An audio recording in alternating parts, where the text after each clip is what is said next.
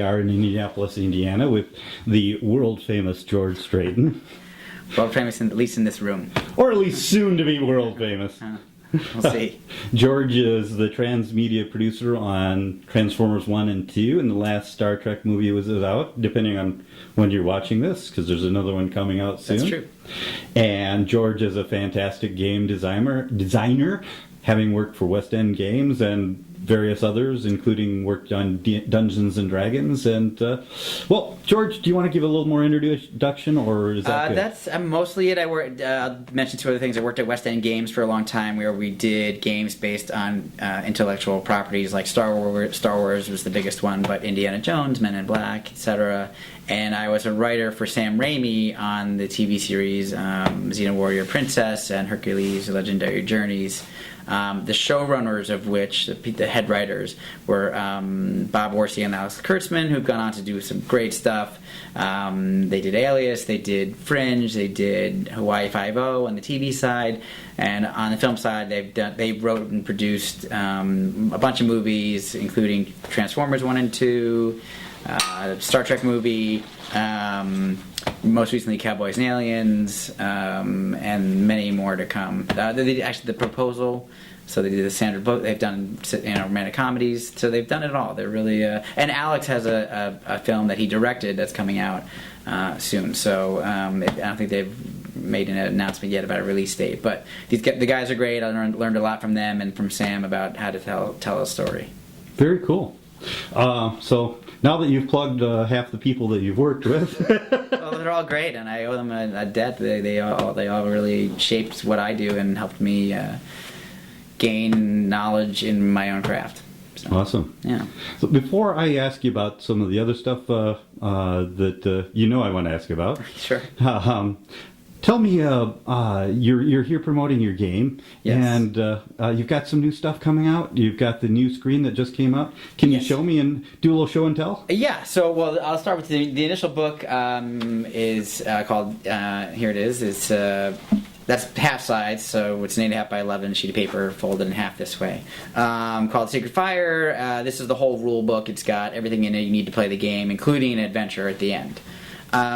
What makes it? It's not a D20 based game, so it's not part of the Open Gaming License. It's its own unique game system, and the one thing that makes it different, or the main thing that makes it different from all other role playing games, I would say, is its core mechanic, which is based around role playing, and very, very quickly. You have energy points. It allows you to do certain things depending on what type of character you are, whether you're a wizard, whether you're a warrior, and it costs these points in order to do them, casting a spell, for example, or swinging across the room on a rope and doing a flip and stabbing the bad guy. Awesome. And taking him out. So you spend energy in order to do those things, and the way you get those energy points is by role playing your character. So when you create a character, one of the things that you fill in are a bunch of traits the character has, just one word each, and usually you'll have 5 or 6 of them. 3 in particular are very important, which is a good trait, a neutral trait, and an evil trait. So the other ones are more descriptive about your physicality or your intellect, like are you moronic or are you brilliant? But the good, neutral, and evil ones, to make a character 3-dimensional, you have shades, so you pick which one is dominant. Most people choose good. And as you play the game, when you act on that trait, so say self-sacrificing, you gain energy points. Very cool. And but you might also have the evil trait of greedy. And if you do something greedy, you'll gain energy points. But whenever you do something that's contrary? Well, not necessarily contrary, but whichever one you pick, if you pick the neutral trait or the good or the evil, there's a line that represents a spectrum of your morality, good to evil. Mm-hmm. So whichever trait that you use, you then move 1 tick mark towards that morality. So your fellow players may at some point go like, well, how come you're evil now? Like, what have you been up to? So, because you're greedy, maybe you've been stealing from the party, maybe you've been, like, finding magic items and not giving it out to the rest of the party and letting them know you have it, that kind of thing. So, and then you can redeem yourself by being more self-sacrificing again, and that sort of thing. So, there's no hard and fast alignment system that you might see in other games. It's this flowing spectrum based on a three-dimensional character that makes the game really fun. And while you might say, well, if there's a greedy character in the group, that might make for a poor group dynamic. Right. Like, we're just making each other, we're pissing each other off, basically. Right. What the rest of the group knows is that, well, that character, even though he was greedy and stole something, so in a metagaming out of a game, right. so the player's characters don't recognize that this character's stolen something. Otherwise, they would say something about it. But he's stolen something and he's gotten points. Points are going to actually benefit the entire party, because when they get into a battle with a dragon or something, he can pull out those points and do like a knockout blow or something against the dragon or whatever it is. So is that actually a benefit to the entire group that he got those points. So it's not meant to be a game where you're fighting with each other, but in any story, any movie you see, or novel that you read, there's conflict among the main characters. Right. And I'm not talking about protagonist versus antagonist. I mean, within the group of people who work together, like Star Wars, Han Solo and Luke Skywalker at first aren't really on the same page. Right. It takes them a little while to get together, and basically to the end of the movie. So there's, it's just to create that kind of dynamic among the characters, not to make them want to attack each other, but to make them have moments where they might be at odds with each other, but also moments when, you're self-sacrificing and you save one of the other characters' lives. It's a cool little interaction. But it has nothing to do with, like, breaking down the door, killing the monster, getting the treasure, leveling up, doing it over again. It adds this other story element to it without the GM railroading the players through an actual story that he or she has prepared in advance for them to go through. So, leaves it up to the players to role-play their characters in any way they wish. So that's the game, the core game. And actually rewards them for role-playing. It rewards them for role-playing, and that's the core mechanics of the whole game. Right. Then we have a screen. What you'd expect out of a Game Master screen. It's threefold screen. The type is done in a large font because I got really tired of, or maybe I'm getting old, looking at screens and You're having still to a young go kid. like What this. are you talking about? But I found myself having to lean in to read, so I did the font relatively big. But the game is pretty simple and straightforward, so I don't need to have a lot of information on it. But this is everything you need to reference during play. Mm-hmm. So there's nothing you don't have to open the book, except for say a spell. Mm-hmm. I can't put all the spells in the game on this, in 6 pages. So the screen has just come out, and then lastly, we have a new supplement coming out, written by a bunch of great designers. I'll just read off their names: Logan Bonner, Michael Curtis, who just won a bunch of awards for some games he wrote, some other gaming material like the Dungeon Alphabet. Ed Greenwood, who invented the Forgotten Realms, has been around forever. He's fantastic and very, very nice guy. Bill Heron, very cool, very good guy. Bill Heron, who worked on helping me design the original rule book for Secret Fire. Thomas Reed, another TSR guy, who's just fantastic, did a great job. He also did some editing on the book as well, and myself. And then there's a foreword in the book by Jim Ward, who was at TSR from pretty much the very beginning. So it looks like that. This is just a printout of what it'll look like. It'll actually look like this. That's the front, back, and the interior art. Very, very excited about. We got the same guy who did the exterior art to do the interior art. I'll just find a couple of pictures of it here. There's some of his interior black and white artwork, and one other one. So that was a huntsman, which is one of the new types of characters you can play, and that's who's the model for that character?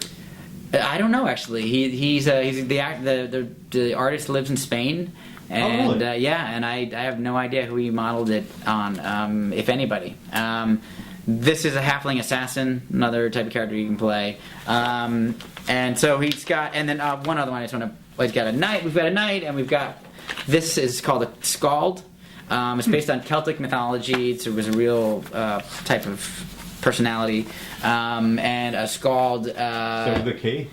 No, it's S-C-A-L-D. Oh, sorry. No, you're right. With a K. S-K-A-L-D, skald. And You just assumed I was wrong. yeah. Well, you said Celtic, and I was thinking C. No, it's K. And he is. Some people might look at him and think he's a bard, but he's actually more of a spy. Uh-huh. So he knows a lot of information. And he's good at impersonating people, so he can sneak into a noble's court, like insinuate himself there, or he could go to the slums and insinuate himself there, and he'll fit right in, and no one will know. No one would be the wiser. He's definitely a charmer. His main ability is in charming people. So he needs a lot of knowledge to be able to do that. Huh. So if I'm charming a nobleman, I need to know a lot about the lineage of the nobleman and in order to compliment them. If I need to charm somebody from the slums, I need to know a lot about what's going on the streets, right, to be able to go like, oh yeah, I know Spider, whoever, the local thieves guild, right, guild master or something. So that's one of the new. We call them callings rather than classes. So there's 5 of them in the book. And the book basically is a supplement to the original game. So it expands the game, more options, Very cool. few more optional rules. I'll just mention one, which is called an adrenaline roll. And essentially what it is you have 1 minute of time, of real time. So the GM, we call the MC, the master creator, puts 1 minute on the clock. And you have to make a skill check. You have to make 10 successful rolls in that 1 minute of time. Really? So an example from a movie would be Raiders of the Lost Ark, when the boulder is rolling down after Indy, and he's got to get out of there or he's going to get crushed. Right. So to simulate that feel of adrenaline coursing through your body.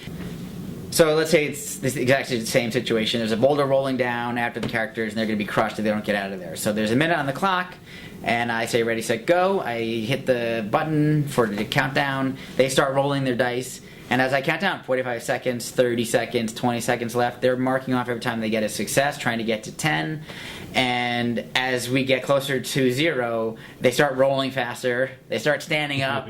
They start rolling. They put dice in 2 hands and they're rolling like this.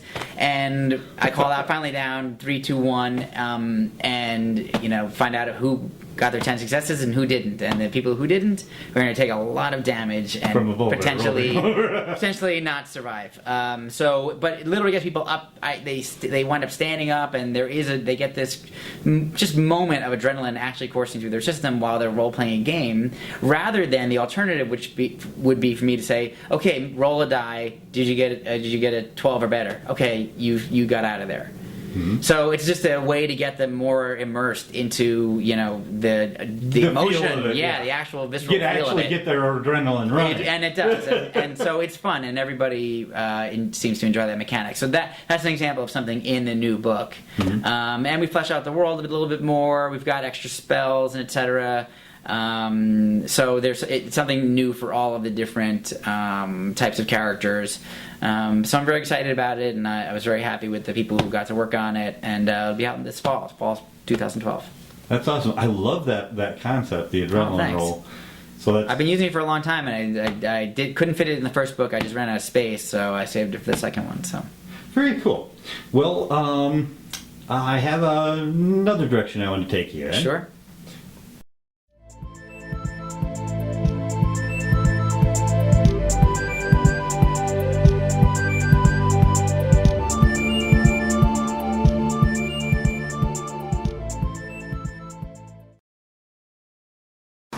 Weird.